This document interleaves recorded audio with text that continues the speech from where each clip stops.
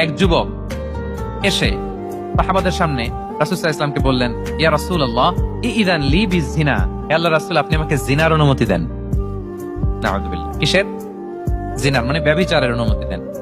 যে রাসূল আল্লাহর পক্ষ থেকে বাণী শোনায়, ওয়ালা তাকরাবুজ জিনা, তোমরা ব্যভিচারের নিকটবর্তীও হয়ো না, আর তুমি সেই নবীর কাছে এসে আবদার করতেছো জিনার অনুমতি দেন। তারা যখন তেরে আসলো এই যুবকের দিকে, রাসূল সাল্লাল্লাহু আলাইহি ওয়াসাল্লাম তাদেরকে থামালেন, বললেন যে তোমরা থামো, যুবককে ডেকে আনো আমার কাছে। জিনার অনুমতি চাও না? বলে যে ইয়া রাসূলুল্লাহ জি জিনার অনুমতি চাই। তখন রাসূল সাল্লাল্লাহু আলাইহি ওয়াসাল্লাম বললেন, তুমি আমাকে উত্তর দাও তো, তুমি বলো তো যে আতুহিব্বুহু লিউম্মিক, তুমি কি পছন্দ করবে যে কোনো পরপুরুষ তোমার মায়ের সাথে এই জিনাটা করুক? তোমার এটা ভালো লাগবে?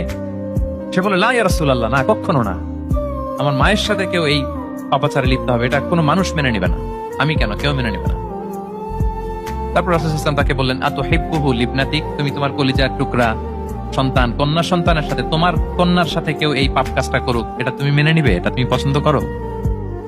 সে বলল, লা ইয়া রাসূলুল্লাহ, হে আল্লাহর রাসূল কোশ্চিন কালেও না, কেউই তো পছন্দ করবে না এটা। তখন রাসূল সাল্লাল্লাহু আলাইহি ওয়াসাল্লাম বললেন, তুমি যার সাথে জিনার অনুমতি চাইছো সে তো কারো না কারো মা, কারো না কারো মেয়ে, কারো না কারো বোন, তুমি এভাবে কেন ভাবতে পারো না? সুবহানাল্লাহি ওয়া বিহামদিহি।